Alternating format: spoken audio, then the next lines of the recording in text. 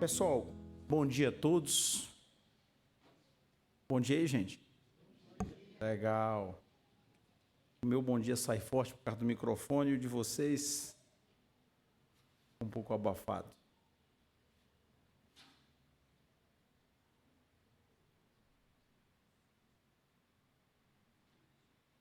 Quem já ouviu falar em infantolatria? Eu também não tinha ouvido falar até uma semana atrás, quando o pastor Geraldo me encomendou, me encarregou desse tema. Fiquei pensando, meu pai, que assunto, que bicho é esse, não é? Mas, como diz o ditado popular, manda quem pode e obedece quem tem juízo. E aqui estamos. E foi interessante pesquisar sobre o tema. Na realidade, eu creio que todos nós sabemos, na prática, o que é infantolatria. Apenas o termo, a nomenclatura, a palavra, seja nova para a maioria de nós. Bem, já oramos, o pastor já orou, pedindo a graça de Deus para as aulas, inclusive a nossa, assim que, sem mais delongas, vamos ao tema. O tema da nossa aula é infantolatria, autoridade no lar e disciplina bíblica. A criança escolhe o que a família vai assistir na TV. Escolhe também o programa do final de semana, ou seja, o que a família vai fazer. A criança decide a hora que vai dormir e o que vai comer ou vestir. Além disso, a criança não gosta nem um pouco de ser contrariada e, para não vê-la chateada, os pais se desdobram em realizar todas as suas vontades e desejos. Detalhe, o pequeno tem apenas 3 anos. Você já testemunhou esse tipo de situação? Uma criança ser o centro da casa e praticamente exercer uma ditadura no lar? Infelizmente, isso é cada vez mais comum em nossa época. Eu espero que isso não aconteça na sua casa, ou que não esteja acontecendo, mas muito provavelmente eu e você conhecemos famílias que vivem essa situação, vivem esse drama de serem dominadas e controladas pela vontade das crianças ou dos adolescentes, em alguns casos até mesmo dos jovens. Se você respondeu que sim, que essa é a situação da sua casa, é bem provável que você e seu cônjuge, seu esposo ou esposa, estejam fazendo do filho ou da filha o centro do lar, praticando o que é conhecido como infantolatria. Então, em poucas palavras, infantolatria é a situação na qual a criança exerce essa soberania na vida da família e ocupa o centro do lar. Mas o que é infantolatria? Em termos simples, é a criação de reizinhos. É um rei, é intocável.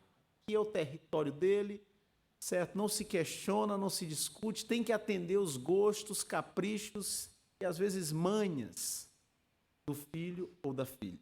Então, se você quiser uma definição simples para lembrar o significado da palavra, infantolatria é a criação de reizinhos, de gente mimada. O termo infantolatria é utilizado para designar a condição de pais e mães que fazem todas as vontades dos filhos, tornando-os o centro da atenção, não só da casa, mas de suas vidas. Tudo gira em torno do que a criança ou adolescente gosta e deseja, fazendo com que os pais abram mão constantemente de suas preferências para atender todos os seus pedidos e caprichos. Nessa altura, a pergunta que a gente pode colocar é a seguinte: por que isso tem acontecido com muita frequência em nossa época? Muitas vezes, na rotina acelerada da nossa época, os pais se sentem culpados por não conseguir passar tanto tempo quanto gostariam com os filhos. De fato, esse é um drama para muitas famílias. Tem mães, especialmente as mães, que gostariam de ter mais tempo com os filhos, mas às vezes por uma questão de necessidade financeira, certo? Ou porque às vezes a família elevou seu patamar, sua condição de vida a um determinado nível e para alcançar esse patamar, homem e mulher, marido e esposa, tem que trabalhar fora de casa. Isso é cada vez mais comum. Então, muitas vezes, né, os pais se sentem culpados por não conseguir passar tanto tempo quanto gostariam com os filhos. Por isso, quando chega o final do dia, querem suprir toda a sua ausência e, na ânsia de agradar os filhos, alguns pais acabam confundindo amor, carinho e cuidado com permissividade e deixam os menores fazerem o que querem. Ou seja, para compensar a ausência, certo? Liberou geral. Esse ano, eu e a minha família passamos uma semana em Caldas Novas, na casa de uma família amiga, não minha, né? Amiga dos meus sogros. E os proprietários da casa já são pessoas, né, com uma idade, estão na terceira idade, já estão naquela fase, já são avós, né? Alguém já disse que os netos são a sobremesa da vida, certo? E nós estávamos ali instalados, né, na casa que essa família emprestou, e havia uma plaquinha no pátio da casa, naquela área ali que não era o quintal, mas uma área muito agradável, e a plaquinha dizia o seguinte: casa da vovó, aqui pode tudo. Falei, misericórdia, né? Eu como pai, né? Eu pensei assim, ainda bem que os meus não sabem ler.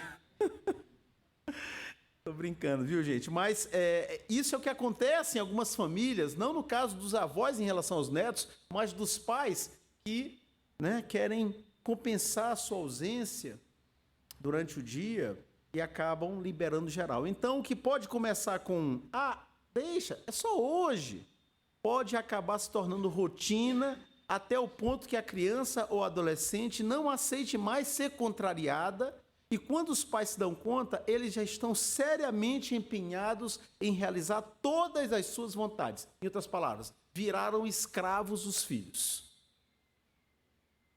Obviamente, essa postura excessivamente permissiva tem consequências, tem implicações, como tudo que a gente faz na vida. E nós temos um exemplo muito claro de infantolatria na Bíblia. Que exemplo é esse? Trata-se de Adonias, filho de Davi com Agite. O que a Bíblia diz sobre Adonias? Seu pai nunca o havia contrariado, nunca lhe perguntava por que você age assim. Isso se encontra no primeiro livro dos Reis, capítulo 1, versículo 6.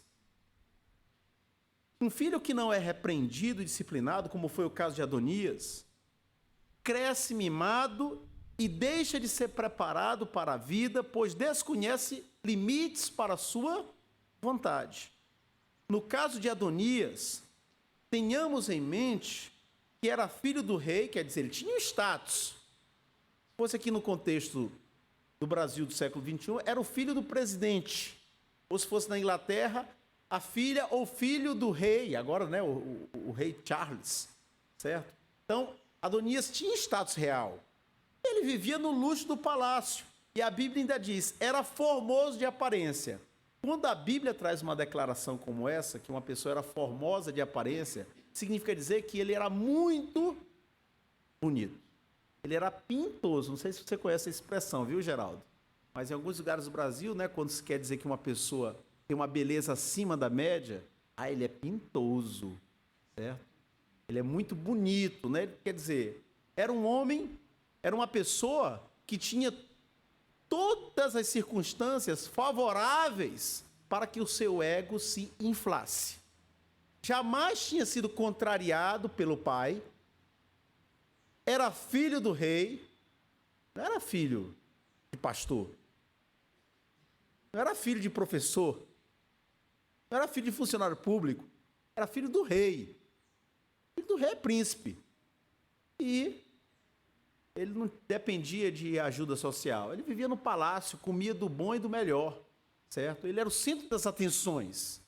Como normalmente os filhos da realeza são o centro das atenções nas sociedades monárquicas. Sendo mimado, rico e muito bonito, o que fez Adonias? Cheio de si, crendo-se o dono do mundo,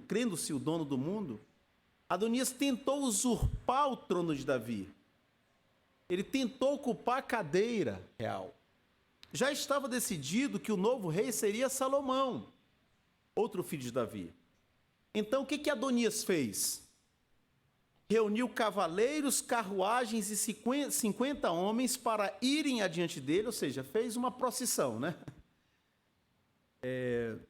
Fez uma comitiva, uma carruagem, né? Com carros da época, mas fez uma carreata.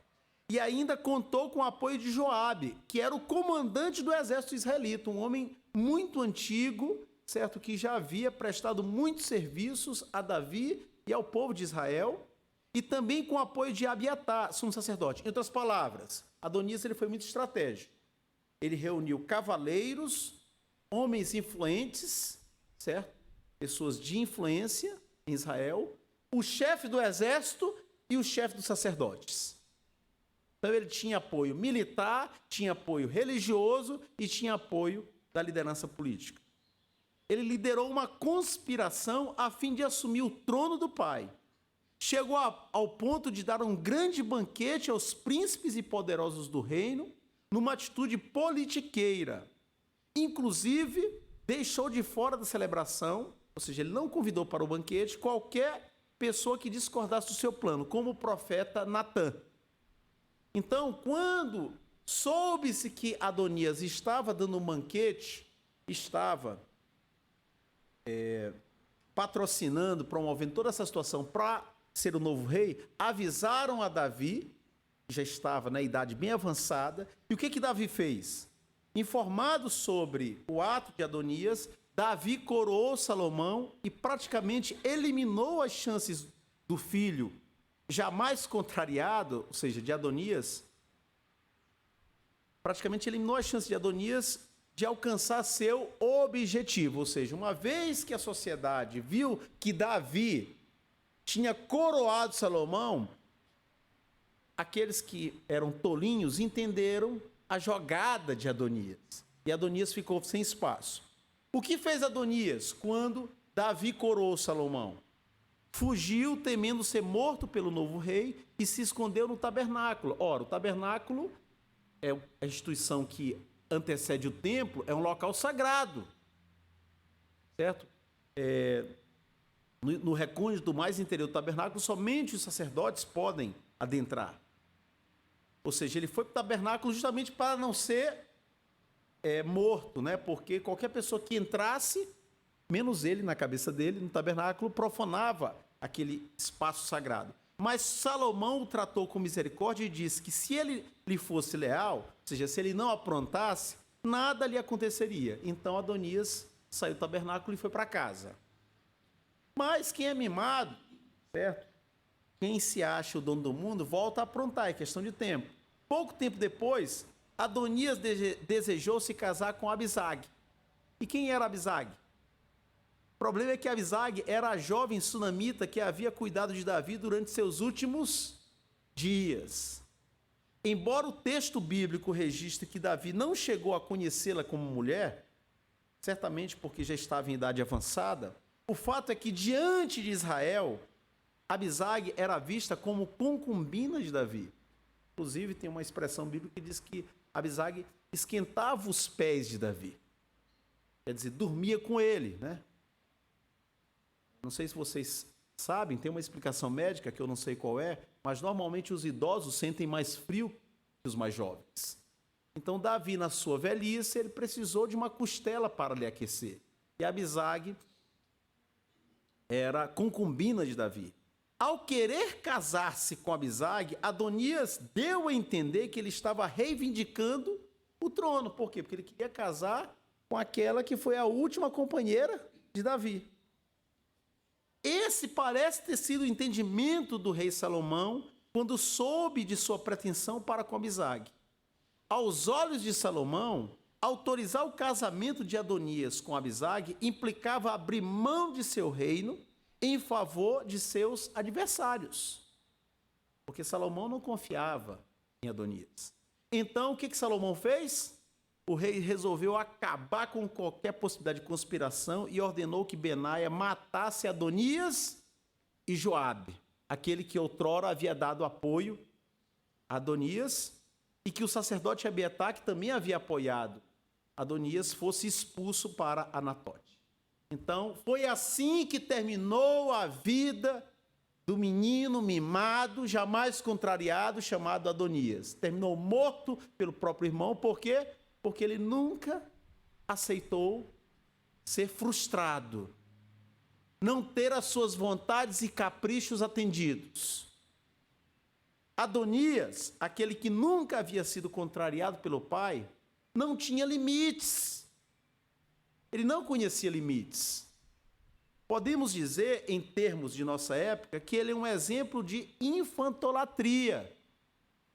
A infantolatria revela a falta de autoridade dos pais sobre os filhos e, por outro lado, a ausência de disciplina, do estabelecimento de limites e de ações para corrigir um caminho, né, uma rota, certo, que se desvia da perspectiva correta. No Brasil, quem não lembra do programa Super Nani, hein? Pode baixar um pouquinho aí, por favor?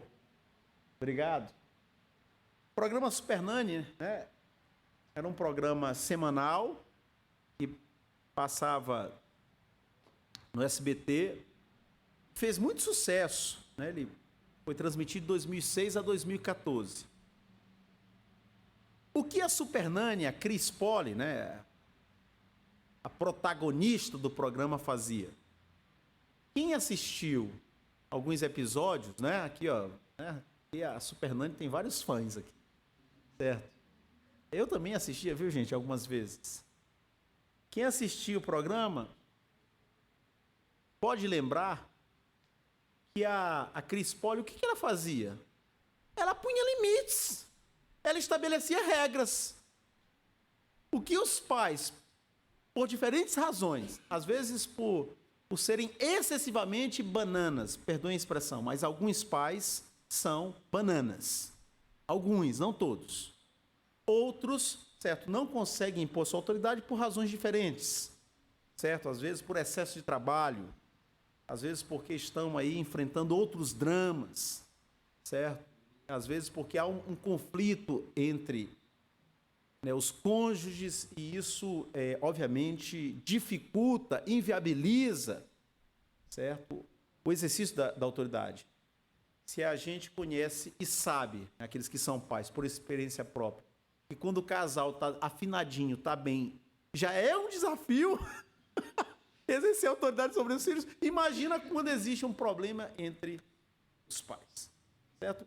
Então, o que a Cris Poli fazia? Ela estabelecia regras, punha limites. Qual é a ironia desse programa? Nessa altura, quando ela fazia o programa, quando ela fez o programa, ela já era evangélica. Em outras palavras, era uma serva de Deus que colocava para as famílias as diretrizes bíblicas. Mas ela não podia falar o nome de Deus, ela não podia falar de Bíblia.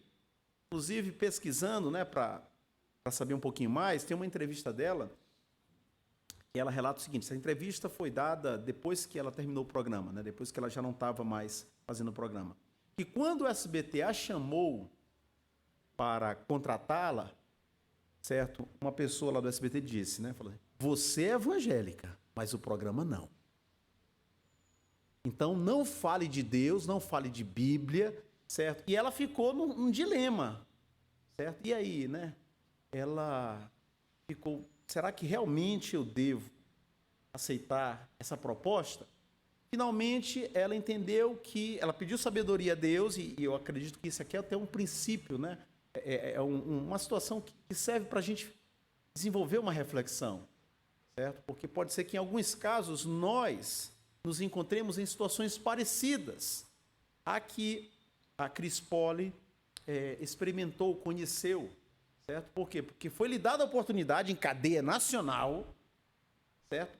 Para exercer a função de pedagoga, né, de conselheira, né, a palavra supernane, em tradução literal, é super-ama. Ama, em português, é sinônimo de senhor do lar, senhor ou senhora do lar, patrão, certo? Governante, certo? Então, seria, em tradução não literal, uma conselheira, uma assessora, uma consultora, certo? Uma pessoa que presta consultoria aos pais. Então, ela ficou no dilema, mas ela disse que pediu sabedoria a Deus, certo? Fez o programa e ela evangelizava nos bastidores. Por quê? O programa durava, em média, 45 minutos, certo? Eram 90 horas de gravação durante 2 semanas com cada família. Vê como é coisa da edição, hein? Ela trabalhava com cada família, né? O programa era rodado uma vez por semana, no começo, no domingo, depois foi para o sábado. Então, 45 minutos, 50 minutos de programa, isso demandava 2 semanas de convívio com aquela família e 90 horas de gravação. Aí faz a edição, né? Enxuga, fica 45, 50 minutos. Então, em outras palavras, ela convivia intensamente com as famílias durante 2 semanas. Então, ela evangelizava nos bastidores e até hoje ela recebe e-mails, cartas de pessoas, de famílias que se converteram, e estão firmes no Evangelho, e Deus a usou naquele contexto. Mas assim, por que eu estou colocando aqui a Supernane? Só para dizer que ela combatia, né, de maneira sábia, a infantolatria. Ela colocava regras e limites, sem usar o nome de Deus, mas com todo o aparato bíblico, certo, para as famílias. Tudo bem, pessoal, sobre o que é infantolatria, tá claro? Certo? É a fabricação, a produção de reizinhos, de meninos e meninas mimados, mimadinhos, gente sensível demais, gente que não consegue lidar com o não, que não é preparada para lidar com as frustrações da vida. E, por sinal, infelizmente, a gente encontra muito dessa espécie em nossa época. Gente muito sensível, gente muito delicada, gente que não está, infelizmente, preparada para enfrentar a vida na sua concretude, né, com os desafios e dilemas que ela implica e apresenta para todos nós. Deus nos dê graça, irmãos, para depender dele nesse sentido. Pois bem, então aqui a gente já entra no segundo tópico da nossa aula, que é a autoridade no lar. Primeira coisa que a gente deve considerar quando fala de autoridade no lar. No que diz respeito ao tema autoridade, a primeira coisa que a gente tem que entender, como filhos e filhas de Deus, é que esse princípio faz parte da estrutura funcional que Deus, o Criador do universo, nosso Criador, pôs no mundo. Se a gente parar para pensar, se a gente ler com atenção os primeiros capítulos de Gênesis 1 e 2, ou mesmo olhar para a natureza, a gente vê que tudo que Deus fez tem ordem. Tudo que Deus fez está ajustado. Se o homem não meter a mão, funciona direitinho. Já viram a variedade de cores na natureza? As estações climáticas? Claro, um tanto desajustadas em nossa época por uma série de fatores, mas tem a época da chuva, tem a época que não tem chuva, dependendo do lugar do mundo, né? Eu me lembro quando eu era adolescente, tinha um livro meu de geografia geral, e mostrava um lugar do mundo em quatro momentos do ano, né? Era uma espécie de parque, né? Aí mostrava o parque, tinha 4 fotos. O parque no outono, o parque no verão, o parque na primavera, o parque no inverno. Aqui no Brasil, dependendo, na maioria dos lugares, a gente não tem, né, as estações bem marcadas, certo? Mas em alguns lugares do mundo, sim. A diversidade de animais, como as coisas funcionam, o nosso próprio organismo, gente, o que Deus fez é perfeito, certo? Mas aí entrou o pecado que causa desfunções, desorganização. Mas na obra das mãos de Deus existe o princípio da autoridade. Pastor, seja mais claro, vamos lá.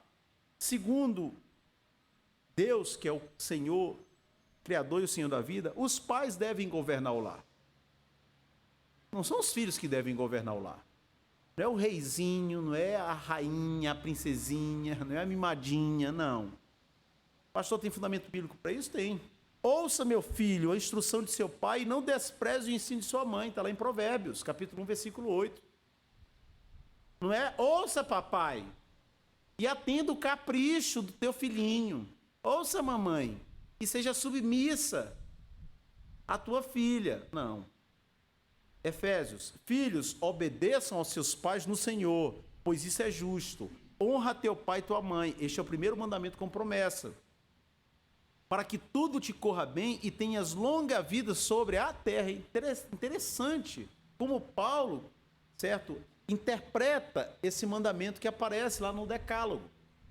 Certo? É um mandamento com promessa, que atrela o sucesso na vida, a prosperidade no sentido bíblico, a obediência aos pais, para que tudo te corra bem e tenhas longa vida sobre a terra. Infelizmente, existem pessoas que são infelizes, que têm uma vida quebrada. Por quê? Porque estão colhendo as consequências da sua desobediência, do descumprimento ou da falta de cumprimento do mandamento bíblico. Pais, não irritem seus filhos, antes criem-nos segundo a instrução e o conselho do Senhor. Então, o princípio da autoridade no lar. E na igreja? Presbíteros governam a igreja. Os presbíteros que lideram bem, diz Paulo a Timóteo, são dignos de dupla honra. 1 Timóteo capítulo 5, versículo 17. Olha o que aparece lá na mesma carta, no capítulo 3. É necessário, pois, que o bispo, é sinônimo de presbítero, seja irrepreensível, marido de uma só mulher, sóbrio, prudente, respeitável, hospitaleiro e apto para ensinar. Não deve ser apegado ao vinho, nem violento, mas sim amável, pacífico e não apegado ao dinheiro. Ele deve governar bem a sua própria família, tendo os filhos sujeitos a ele. É interessante, muito interessante o que Paulo está dizendo. Não diz o texto que os filhos devem ser crentes, mas os filhos, mesmo que não sejam crentes, devem ser submissos aos pais. Ou seja, os pais não podem deixar de ter o controle, o comando, a direção do lar. Tendo os filhos sujeitos a ele, com toda a dignidade. Pois, olha que pergunta retórica e didática. Se alguém não sabe governar sua própria família, como poderá cuidar da igreja de Deus? Fica muito clara a relação, né? O homem, né, o irmão apto para o presbiterato, uma das coisas que se espera, um pré-requisito, é que ele seja líder no lar dele, entre outros. E aqui tem um tema interessante, né, para uma outra aula, certo? Se a Bíblia diz que os presbíteros devem governar a igreja, no sistema presbiteriano, os presbíteros são de 2 tipos, né? O docente, que é o pastor, e o regente, que lá no Chile é o anciano governante, e são os presbíteros, né, como a gente costuma chamar no dia a dia da igreja. Mas ambos são presbíteros, né? O pastor, como a gente costuma chamar, e os presbíteros, que aqui no caso, né, o Robson, o Rômulo, o Daniel e o Sebastião e o Misael, né, que estão na ativa. Eles compõem o conselho, certo? Que é o órgão que governa a igreja. Onde é que eu quero chegar? É o conselho, o corpo que governa a igreja. Se o conselho tomou uma decisão e essa decisão não agrada a minha pessoa como membro, certo? E se eu entendo que o conselho se equivocou, eu posso, por exemplo, escrever uma carta e solicitar ao conselho, certo? Que enviar a carta ao conselho, mas o conselho ele tem poder para manter a decisão dele. E se assim o fizer, você como presbiteriano, não lhe resta outra coisa senão acatar a decisão do conselho. Em outras palavras, ser presbiteriano é aprender a ser voto vencido. Não existe presbiterianismo sem espírito presbiteriano. Assim como não existe democracia sem espírito democrático. Já dizia o Alex de Tocqueville, aquele cientista político francês que escreveu Democracia na América, analisando e comparando o caso dos Estados Unidos com da França, país dele. Então, se a gente não tiver essa maturidade, essa compreensão, a gente vai criar problema na igreja. Porque quando alguém, por exemplo, que não tem essa maturidade, essa percepção, esse entendimento, não gostar de uma decisão do conselho, vai fazer um abaixo-assinado, vai querer liderar um protesto nos bastidores da igreja. Isso não corresponde, irmão. Isso não está certo. E dependendo da tua formação como pessoa, eu tô dizendo isso, não estou mandando recado para ninguém, viu, gente? Estou falando aqui algo que até para mim também, como pastor, porque os pastores são membros do presbitério. E frequentemente no presbitério, certo? Os pastores, né? Um pastor ou outro, ele é voto vencido. Eu já teve reunião no presbitério que eu não infartei pela graça de Deus. Mas depois que o sangue esfriou, eu falei, é a vontade de Deus, ela se revela através, ordinariamente a vontade de Deus, segundo a confissão de fé, se revela através da maioria. E a gostemos ou não. Então, o que eu ia dizer, o ponto que eu estava destacando para passar aqui, para a gente retomar o fio da meada da aula, é que dependendo da formação que você teve, familiar ou mesmo eclesiástica, talvez você se adeque mais a um sistema de igreja batista, onde a congregação decide a maioria dos assuntos, do que no sistema presbiteriano. Eu não estou dizendo para você abandonar a igreja do Cruzeiro e ir para uma igreja batista. Eu só estou falando que no mundo, certo, evangélico, no mundo protestante, existem igrejas pentecostais, onde a maioria delas tem uma liderança piramidal, vertical. É aquilo que o pastor fala, está decidido, acabou, e o povo tem que acatar. Existe o sistema presbiteriano, existe o sistema congregacional. No episcopal, um decide por todos. No congregacional batista, todos decidem por todos. E no presbiteriano, alguns decidem por todos. Esses alguns são escolhidos pela própria congregação. Então, esse é o princípio. Então, o fato é que os presbíteros devem governar a igreja. E na sociedade em geral, os magistrados governam a sociedade. O que diz Romanos capítulo 13? Todos devem sujeitar-se às autoridades governamentais. E notem que quando Paulo escreveu essas palavras, os cristãos eram perseguidos, o cristianismo era uma religião muito minoritária, minoria entre as minorias, certo? E havia tirania, muitas vezes, dependendo do general romano, e abusos praticados pelos judeus que, às vezes, faziam politicagem com as autoridades romanas para perseguir os cristãos. Mas mesmo assim, Paulo, inspirado por Deus, diz: todos devem sujeitar-se às autoridades governamentais, pois não há autoridade que não venha de Deus.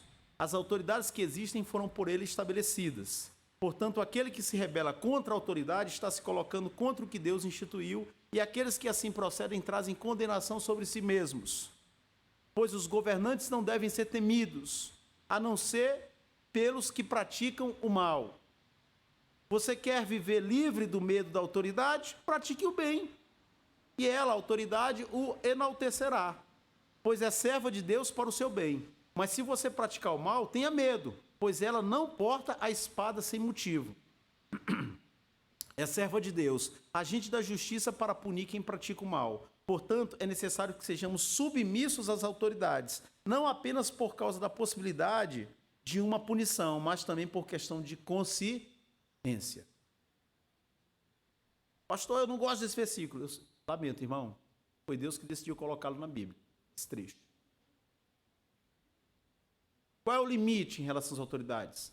é quando elas decidem algo que contraria a palavra de Deus. Aí é o exemplo apostólico. Quando as autoridades disseram, né, a Pedro e a João, vocês vão ser soltos, mas deixem de pregar o evangelho, qual foi a resposta deles? Importa antes obedecer a Deus que aos homens. Mas enquanto uma autoridade, seja numa monarquia, seja num sistema de parlamentarismo, seja num regime presencialista, enquanto a autoridade, o magistrado, o governante, não tomar uma decisão que contraria a Bíblia, independente do partido dele, da ideologia dele, nós devemos ser submissos. E mais do que isso, devemos orar pelas autoridades, é o que Paulo diz a Timóteo. Ah, pastor, não gosto do partido, não gosto da ideologia. Se for eleito ou eleito, você tem que orar e ser submisso a ele, enquanto ele não infringir, o governo dele não infringir um princípio bíblico. Então, o ponto que eu quero destacar aqui é que o princípio da autoridade, ele faz parte da estrutura que Deus colocou no mundo. É necessário que haja autoridade na família, é necessário que haja autoridade e governo na igreja, é necessário que haja autoridade na sociedade. Está claro isso, pessoal? Ou alguém tem dúvida sobre esse ponto? Porque se alguém tiver dúvida sobre esse ponto, obviamente não vai entender o que a Bíblia diz, o que a Bíblia estabelece como diretriz, como direcionamento para os pais em relação aos filhos. E aqui só um pontinho, né? Onde predomina o anarquismo? O que é o anarquismo? É tudo aquilo que vai contra a ordem, contra o bom funcionamento das coisas. A delinquência campeia. O que foi a Revolução Francesa? Certo? Que é um episódio muitas vezes colocado como referencial para o mundo. Foi a instauração do reino do terror. Depois leiam sobre a Revolução Francesa, se tiverem curiosidade. Certo? Durante 10 anos a França viveu horrores, certo? Eu cito aqui um filósofo, uma autoridade intelectual francesa. É muito preferível, nós como cristãos devemos priorizar reformar que revolucionar. Porque reformar pressupõe o quê? Uma casa que precisa de uma reforma. Eu não vou destruir a casa. Eu vou trabalhar apenas naquilo que precisa ser consertado. Mas a ideia de revolução, eu vou demolir tudo, certo? E começar do zero. Só que não é fácil, meu amigo. Demolir tudo e depois, né? Lá no Chile eles estão vivendo isso. Certo? O que eles estão vivendo no Chile, né? No ano passado, no final do governo do presidente Sebastián Piñera, certo? A população, né, houve um plebiscito, uma consulta pública à população, e 80% da população decidiu que o país deveria ter uma nova Constituição. Por quê? Porque a Constituição vigente é de 1980, quando o general Augusto Pinochet, na época da ditadura, havia promulgado aquela Constituição. Então existe, obviamente, no Chile, um repúdio muito grande a tudo que tem a ver com a época do Pinochet. Certo? Então, o que aconteceu lá? Último ano do Piñera, que é de direita, foi feito um plebiscito, 80% da população disse, nós queremos uma nova Constituição. Beleza, terminou o mandato dele, entrou outro presidente, o Boric, que é de esquerda, certo? E aí foi nomeada, já tinha sido nomeada no passado, né, no final do mandato do Piñera, uma comissão para elaborar uma nova Carta Constitucional. Beleza, né? O novo presidente assumiu, certo? Legal, aí o projeto de Constituição, né, a Constituinte, né, a proposta de nova Constituição foi apresentada para a sociedade. Resultado da votação, 62 contra 38. Entendem? É muito fácil você dizer assim, eu não quero. Faz melhor.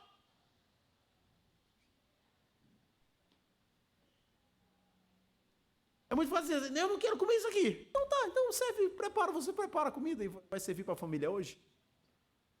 Ou seja, 80% disse não à atual Constituição.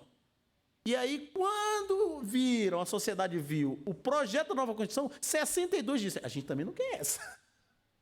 E agora eles estão com baita de um abacaxi para resolver ou para descascar. Então, qual é o ponto, né? A gente tem que ter muito cuidado, porque às vezes, né, no afã de querer algo melhor, a gente tende a querer eliminar tudo que já existe e às vezes até coisas boas. Então é preferível a gente reformar, atacar naqueles pontos que são falhos ou que carecem de melhora, do que querer ser revolucionário e começar tudo, derrubar tudo e começar tudo do zero. Eu gosto de ilustrar essa situação, que é a questão do patrimônio de algumas famílias. Às vezes, né, a gente toma conhecimento de casos, né, que a pessoa levou uma vida para construir um patrimônio. Aí aquele pai de família morre. Do dia para a noite o patrimônio vai embora. Por quê? Porque os filhos não sabem administrar. Ou seja, para construir, meu amigo, é muito suor, mas para destruir é rápido. Coloca uma marreta na mão de um cabra para ver se ele não destrói uma casa, é rapidinho. Mas vai construir. Então, esse é um ponto que a gente tem que analisar, certo? E que explica por que algumas famílias, por que alguns filhos são o que são. Por quê? Porque não foram devidamente orientados.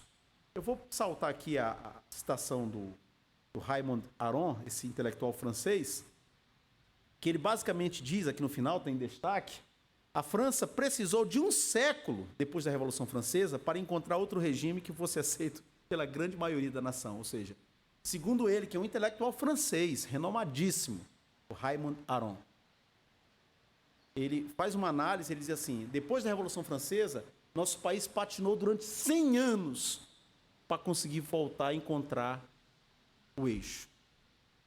Pastor, mas o tema é autoridade no lar. Como exercer autoridade sobre os filhos? Esse é o ponto, pastor. Você está dando muitas voltas. Vamos lá. Aqui algumas questões mais práticas. O ser humano é pecador por natureza, inclusive seu filho e o meu. Verdade?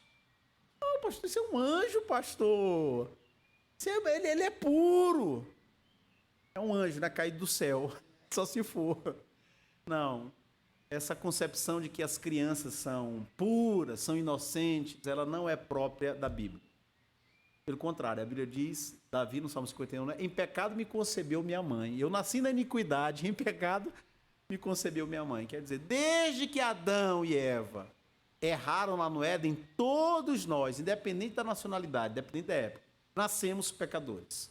É o que Paulo diz, né? Aos Romanos. Todos pecaram e carecem da glória de Deus, ou em outra versão, estão destituídos da glória de Deus. Ser humano, mesmo o seu amado filho, mesmo a minha princesinha Helena, é pecador. E se é pecador, precisa ser o quê? Instruído, educado, orientado. Tudo bem, pessoal? Estou falando alguma novidade? Estou falando alguma coisa que é experiência de vocês no âmbito individual ou no âmbito familiar, como pais, não tenha mostrado? Eu entendo que, em decorrência do ensinamento bíblico, algumas diretrizes são necessárias. E aqui eu quero ter muito cuidado, né, para não aparentar, para não passar a imagem de que o que eu vou apresentar agora é uma fórmula ou receita ideal, a fórmula do sucesso. Ou então, olhem para mim, para minha esposa, certo? Porque nós somos o paradigma. Não é por aí. Tem que ter muito cuidado, por quê? Os princípios bíblicos estão claros, mas a forma como cada pai, cada mãe vai colocar em prática, certo? Aí tem uma série de situações, certo? E eu estou nessa caminhada, estou nesse processo, estou tentando aprender, certo? E dependendo da semana eu me frustro mais do que me alegro. Coitada da esposa e dos filhos, né? Mas quais são as diretrizes que eu entendo que se encaixam, que se coadunam, que se harmonizam com o ensinamento bíblico? Estabeleça normas e comunique-as de forma eficiente. É preciso falar as coisas em uma linguagem adequada à idade de cada filho, estabelecendo claramente aquilo que você deseja e verificando se foi compreendido. Assim, seus filhos saberão o que devem fazer. A rotina é muito importante para as crianças. Certo? Lares que não seguem uma rotina normalmente têm mais dificuldade para colocar as crianças no eixo, para fazer com que elas obedeçam aos pais. Porque se a cada dia a criança dormir no horário, diferente. Se a cada dia, hoje eu não vou almoçar meio-dia, vai almoçar 1 da tarde, outro dia vai almoçar só 3 da tarde. Se em vez de ter o horário da escola, não, hoje não vai levar para a escola, vai ficar brincando no parque, você está prestando um desserviço à humanidade. Faz, se necessário, estabelecer normas e perguntar-se, será que eu estou conseguindo comunicá-las? Porque na comunicação tem 2 elementos, o emissor, certo, e o receptor. Só há comunicação quando há contato, comunhão entre o emissor e o receptor.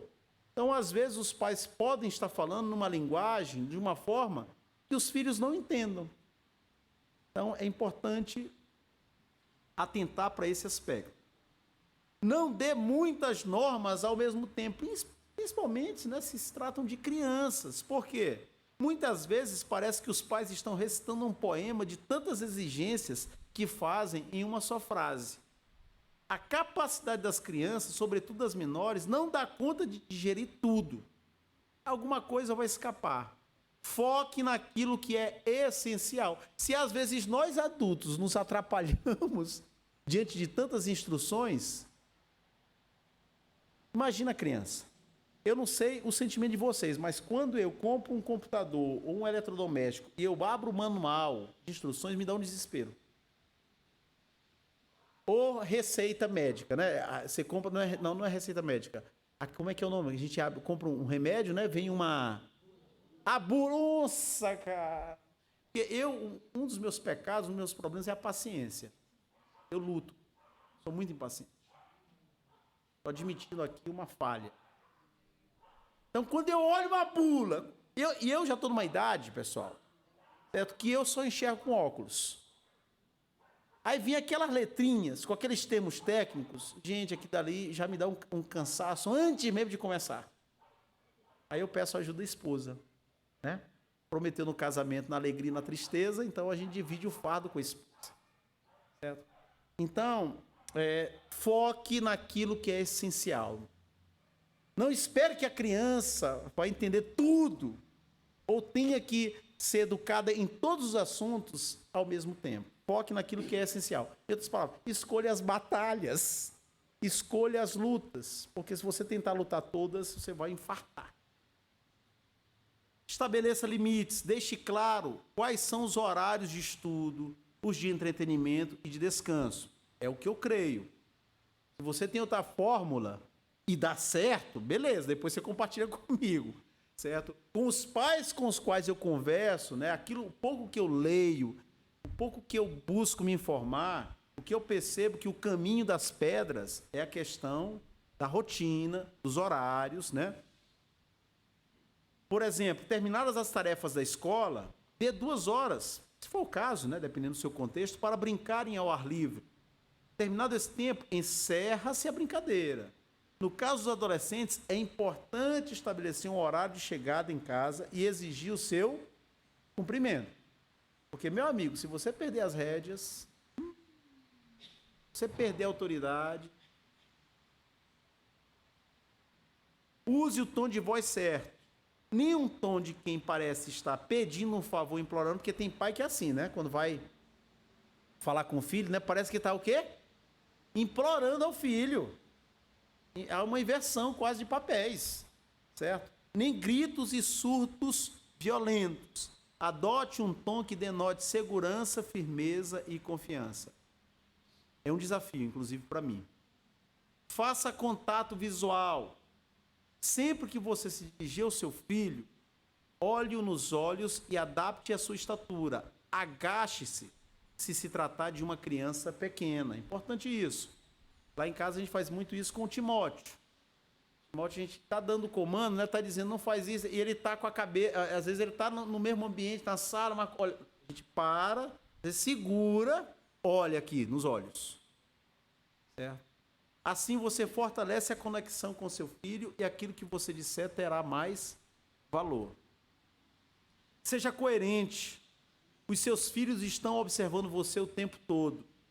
Não espere que eles lhe obedeçam se você cair em contradição com aquilo que você está pedindo.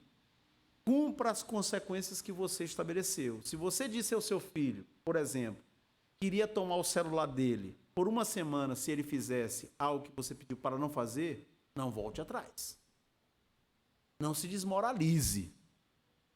Mantenha sua posição e cumpra o que você disse, mesmo que eles perneiem. E aqui também é outra coisa, né? Seja muito sábio, muito prudente, sensato na hora de aplicar uma penalidade. Não aplique algo que seja excessivamente duro ou rígido. Tem que encontrar um meio termo, né? E aí isso pode variar de criança para criança, de filho para filho.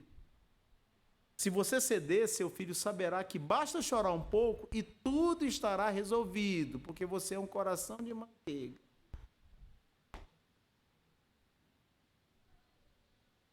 Isso aqui, impressionante que tem pai e mãe que é tão mole assim, é tão coração derretido, que não consegue nem mesmo se impor um pouquinho na hora da alimentação das crianças e cede. E tem criança que só come porcaria. Se alimenta muito mal. É um desafio, viu, gente? Mas é um desafio para todos aqueles que são pais. Nunca deixe de ser carinhoso, que é muito importante, né? A mão que disciplina também tem que ser a mão que afaga. Uma autoridade firme não se opõe à ternura que deve haver entre pais e filhos. Nunca passe ao seu filho a impressão de ser alguém distante, frio e indiferente. Tanto o autoritarismo, quer dizer, o excesso de autoridade, quanto a permissividade, o excesso de permissão, de tolerância, podem passar essa impressão. Então, aplique a disciplina, dê a bronca, dê a repreensão, mas não perca a ternura. Peça perdão e ensine-os a pedir perdão. Às vezes, nós pais erramos. Pais também erram. Quando perceber que falhou com seu filho, explique-lhe onde errou e peça perdão. Aproveite e mostre a ele que somente Cristo é perfeito, que você também precisa de graça divina e ser perdoado por seus filhos. E aqui uma frase daquele teólogo alemão, Albert Schweitzer. Dar o exemplo não é a melhor maneira de influenciar os outros, é a única. Certo? Seus filhos só vão aprender a pedir perdão se eles verem essa atitude em você. Só vão aprender a agradecer se eles verem isso em você. Só vão aprender boas maneiras se eles forem estimulados no nível auditivo e visual nessa perspectiva. Lembre-se, educar filhos é um processo e, como tal, envolve acertos e frustrações. Faça o seu melhor, mas não confie em você e nos seus métodos. Está claro isso, pessoal? Então, aqui são algumas diretrizes que eu entendo que se harmonizam com a Bíblia. Agora, a forma como cada família vai colocar isso em prática, isso é relativo, certo? Existem filhos que não precisam tomar uma palmada. Já outros que requerem uma palmadinha, às vezes até mais de um. Então, né, cabe a cada um de nós, sob a direção de Deus, descobrir qual é o caminho, certo? Qual é a ponte que deve ser construída para chegar ao coração. Para terminar, a disciplina bíblica, já falamos de infantolatria, que é a criação ou produção de reizinhos, filhos e filhas mimados ou mimadas. Já falamos sobre a autoridade no lar. E agora, para terminar, falemos de disciplina bíblica. Infelizmente, a palavra disciplina desperta em muitos de nós imagens e sensações que não são agradáveis, ou melhor, que são desagradáveis. Especialmente quando tantos casos de abuso físico, emocional e espiritual, e às vezes até sexual, vêm à tona. Hoje, com a questão da comunicação, né, tão forte, né, internet, redes sociais, tem vindo à tona tem vindo à tona muitos casos de abuso e, às vezes, também muitas coisas distorcidas, mentirosas. Mas o fato é que o assunto ele ganhou uma proporção, uma dimensão que não tinha antes, como vários outros. Ou, às vezes, pela realidade de contextos que viveram ou vivem forte repressão. Lá no Chile, né? Eu falo do Chile não apenas por ter vivido lá 7 anos, mas porque eu estou escrevendo a minha tese doutoral que trata da década de 60 no Chile, que é a década que antecede a ditadura militar, que lá durou 16 anos, de 1973 a 1989. E a ditadura no Chile foi uma experiência muito repressora, muito violenta. Para que vocês tenham uma ideia, existem no Chile em torno de 4.000 pessoas entre mortas e desaparecidas durante 17 anos, 16 anos. Aqui no Brasil, que foram 21 anos de ditadura militar, de 64 a 85, segundo a Comissão da Verdade, instituída no governo da ex-presidente Dilma Rousseff, são 434 pessoas entre mortas e desaparecidas. Então, veja que lá no Chile são quase 10 vezes mais. Número de pessoas que sofreram algum tipo de tortura, seja física ou psicológica, 40.000 pessoas. Estima-se que pelo menos 200.000 chilenos tenham deixado o país durante a época da ditadura militar. Num país que tem uma população 10 vezes, mais de 10 vezes menor, inferior que a população brasileira. Então, o tema da ditadura lá no Chile, ele é um tema muito forte ainda hoje, porque existem feridas não cicatrizadas. De tal maneira que qualquer pessoa, preste muita atenção no que eu vou te dizer, porque isso não é fruto apenas da minha observação, é fruto de muitas conversas que eu tive com os chilenos. Por quê? Porque a gente, como estrangeiro, né, a gente chega num lugar, a gente tem impressões. Só que nem sempre as nossas impressões refletem a realidade. Então, o que eu gostava muito de fazer? Certo? Com alguns amigos chilenos, e a maioria deles, quase todos, eram da igreja, eu compartilhava a minha impressão, certo? É assim mesmo, e aí tinha esse retorno. Então, lá no Chile, qualquer pessoa que ocupe uma função de autoridade, ela está numa posição muito delicada. Seja policial, seja pastor, seja padre, seja político, seja o síndico no prédio, ocupou, não é nem preciso que tenha aberto a boca, ocupou uma função de autoridade. Meu amigo, ele já está numa posição que, para início de conversa, já desperta anticorpos. Vou sair da teoria e vou para o campo prático. Certo? Tem muito cuidado, né? Porque as coisas são gravadas, não é? Ficam aqui. Eu participei, eu saí da questão de igreja, vou para o contexto de prédio. Nós morávamos no prédio, 14 andares, certo? E tinha as assembleias no prédio, né? No Brasil, como é que chama? É assembleia também? Tem outro nome aqui, não tem? Reunião dos moradores, como é que é? É assembleia, né? Obrigado. Gente.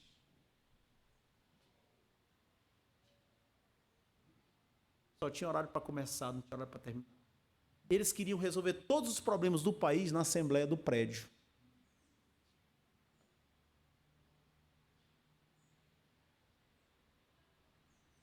E tornavam a vida do síndico um inferno. E esse tipo de comportamento, de tendência, acontecia também em instâncias eclesiásticas, em instâncias sociais. Então, é um país que teve uma forte experiência de repressão, de ditadura. Existem traumas não resolvidos, não tratados, feridas não cicatrizadas. Então, especialmente nesses contextos, você falar de disciplina é muito difícil. Por quê? Porque houve abuso, houve excessos. Voltando aqui ao tema nosso. A despeito de tudo isso, né, de que a palavra disciplina desperte em muitos de nós uma imagem ou uma sensação negativa, a noção bíblica de disciplina é positiva e não negativa. E aí eu resgato uma frase do John Mackay, um pastor presbiteriano importante do século XX, que dizia que uma das principais estratégias de Satanás é distorcer o sentido das palavras. Eu acho que isso acontece com a palavra disciplina. Notem que disciplina e discipulado, está marcado aí, né? Tem a mesma raiz. Discipulado. Quem foi o discipulador por excelência? Jesus Cristo.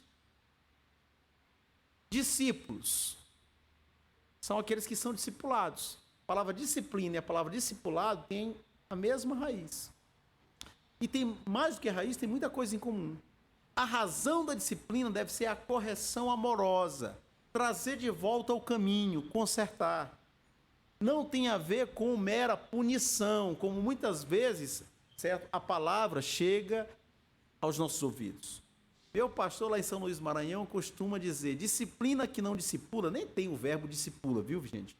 Então seria aqui, disciplina que não educa. Mas, na linguagem coloquial do dia a dia, ele diz, disciplina que não discipula é demoníaca.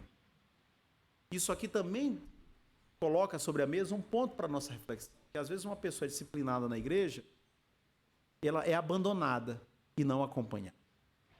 Nós conhecemos casos de irmãos nossos na fé que, infelizmente, tropeçaram e sofreram, né, ou receberam uma sanção eclesiástica, uma disciplina, e praticamente foram abandonados. E às vezes caso até de pastores. Então, a gente tem que ter essa percepção também no nível de igreja, além do nível de família, do âmbito de família, de que disciplinar tem que ir acompanhado da perspectiva de trazer de volta para o caminho, de pastorear, de acompanhar, de discipular e não meramente punir. A disciplina faz parte do processo de educação. Não tem como educar sem, em alguns momentos, disciplinar, dizer assim, não é por aí. Ei, alto lá, atenção, não faça isso. E, às vezes, um puxão de orelha, dependendo do filho, uma palmada. Ou mais do que uma palmada. Então, a disciplina faz parte do processo de educação. Se você quer estragar seu filho, não discipline. Pastor, mas com que o senhor fala isso? Baseado em que o senhor fala isso? O senhor que tem agora, seus filhos têm menos de 3 anos e meio de idade. Eu não falo baseado na minha experiência, no meu ponto de vista, é baseado na palavra de Deus. Então, pastor, mostre, vamos lá. O que a Bíblia fala sobre disciplina? Deus em relação aos seus filhos. Lá em Hebreus, capítulo 12. Vocês se esqueceram da palavra de ânimo que ele lhes dirige como a filhos?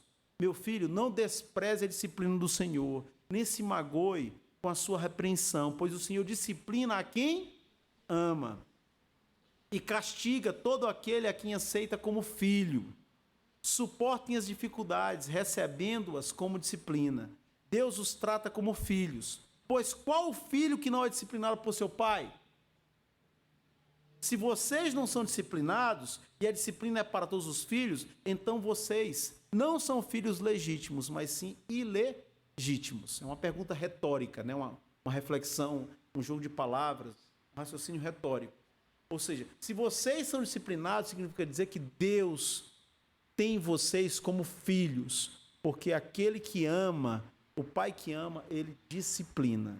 Então, isso é colocado, certo, na relação, na perspectiva da relação de Deus para conosco, seus filhos e filhas. E em relação aos pais, no que se refere aos filhos, o que a Bíblia diz? O que retém a sua vara aborrece a seu filho, mas o que o ama, a seu tempo o castiga. Certo? Normalmente, aqueles que se levantam contra a disciplina física em nossa sociedade são os mesmos que não vão realizar trabalho social nos presídios com aqueles que são delinquentes e que estão pagando pelos seus delitos. Então é muito fácil de levantar a bandeira e dizer assim, não, nenhuma disciplina, nenhuma correção física. Mas você é que foi colocado por Deus como autoridade do seu lar. E cabe a você, na dependência do Senhor, com sabedoria, saber o momento de aplicar uma disciplina moral, retórica, verbal, ou avançar em relação a uma disciplina física. Com cuidado. Castiga teu filho enquanto há, ao quê? Esperança. mas para o matar não alçarás a tua alma. Quer dizer, o que a Bíblia está dizendo, em outras palavras? Se for necessário, castiga o filho, desce vara, mas não para matar, mas não para prejudicar, não para causar dano físico. Já contei para vocês, né? Um presbítero lá de uma igreja em São Paulo dizia assim: pastor, o galho da goiabeira, a gente dá forma ao galho da goiabeira quando está verde. Depois que o galho secou, você tenta girar o galho, né? Dobrar, quebra. Então, há tempo para tudo, inclusive para você transmitir os valores do evangelho e aplicar a disciplina sob a direção do Senhor. Ainda Provérbios: não retires a disciplina da criança, porque fustigando-a com a vara, nem por isso morrerá. A estultícia, ou seja, a astúcia negativa, está ligada ao coração do menino, mas a vara da correção a afugentará dele. Aqueles que são pais, ou a maioria dos que são pais, eu imagino, sabem que alguns filhos, às vezes, não respondem ao comando verbal. Requerem um carinho físico.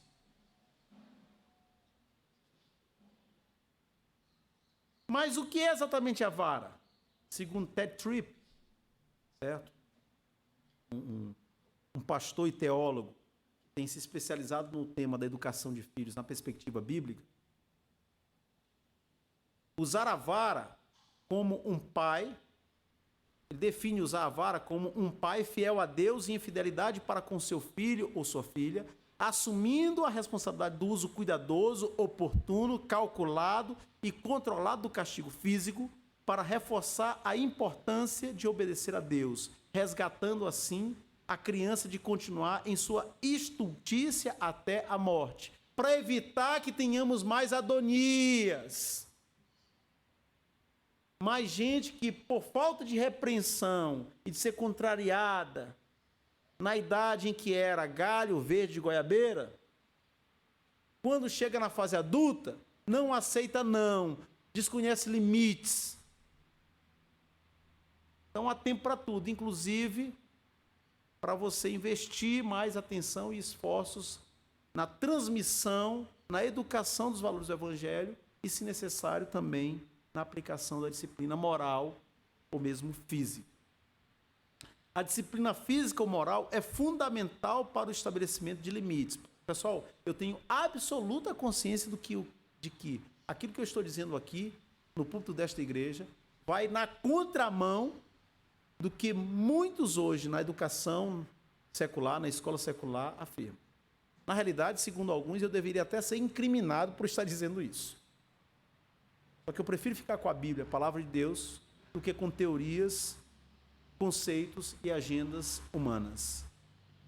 Pais que impõem regras e, quando necessário, aplicam a disciplina, mostram que estão preocupados com o futuro dos filhos. É melhor que seu filho aprenda que existem limites dentro da sua casa do que a polícia tenha que mostrar, não com carinho que você pode dirigir ao seu filho, que existem limites na vida.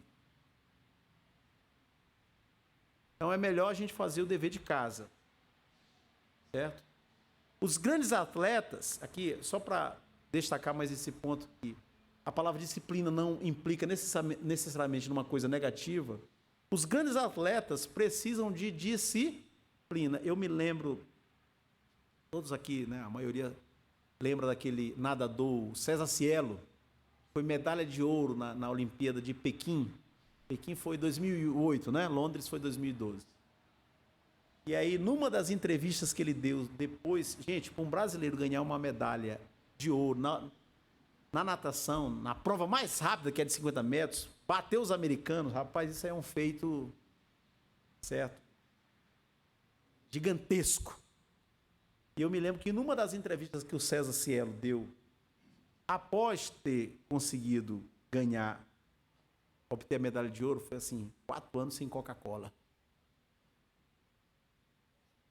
Quem não gosta de Coca-Cola, quem não toma, como é o caso da minha esposa, e é sábio por causa disso, não tem problema, né? Mas quem gosta de uma coquinha, meu amigo, ficar 4 anos sem tomar Coca-Cola, Por que o cara ficou 4 anos sem tomar Coca-Cola? Porque ele estava focado no objetivo. Era o treino intenso.